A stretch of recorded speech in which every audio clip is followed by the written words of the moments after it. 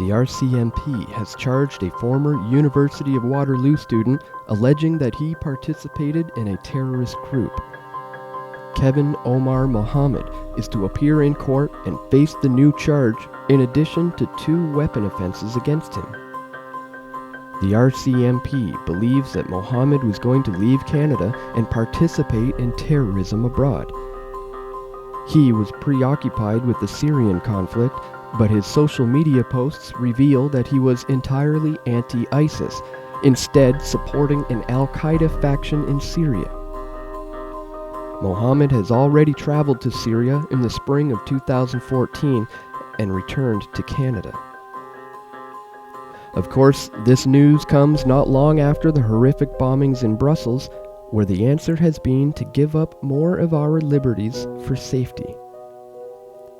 Unfortunately, a majority of people have yet to realize that when a terrorist attack occurs, assuming it's not a false flag, this represents a government failure, and rewarding failure with the same policies will only result in more failure.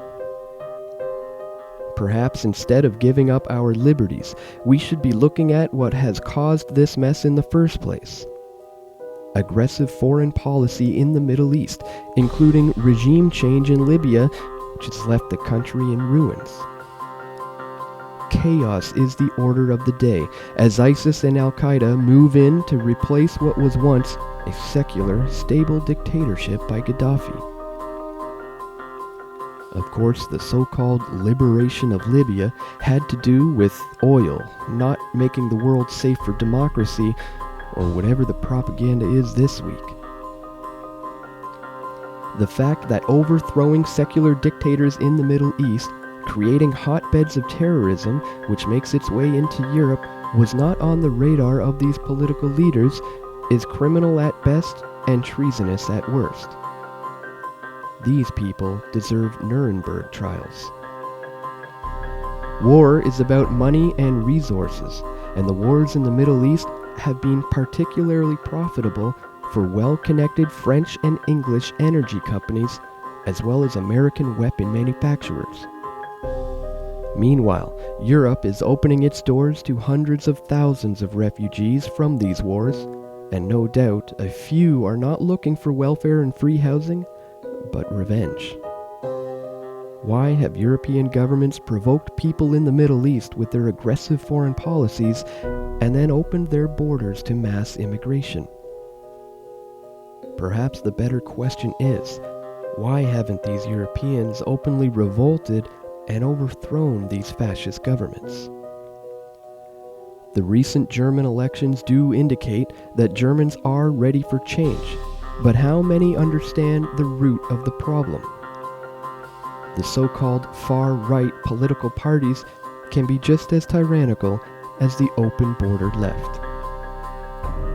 Meanwhile, a major city in Syria, Palmyra, has been freed from ISIS control by Russian air power and Syrian soldiers. Of course, you won't hear any of this good news in the West, and if you do, it'll be spun to fit the narrative that Russia is acting illegally and Bashar al-Assad is a ruthless dictator. Nevertheless, Syria is in Russia's backyard. They are cleaning up the mess that the American military-industrial complex has created. But even if Syria and Russia manage to wipe out ISIS and calm the chaos in the Middle East, the damage has already been done. The former University of Waterloo student Omar Mohamed is a prime example. People have been radicalized, whether through the intelligence communities or because of the West's destructive foreign policy, and that's a battle no amount of weapons or police surveillance and harassment will be able to stop. Our only hope is in promoting the philosophies of peace and liberty, and to always press for truth. Do you think this could lead to some sort of a NATO response because of today's what happened today? Well, obviously the details that we're getting about this incident are spotty right now, and there's still a lot of fog of war around the reporting of it, so I don't think we can draw any definitive conclusions about it, but it's difficult to even fathom how this could possibly have taken place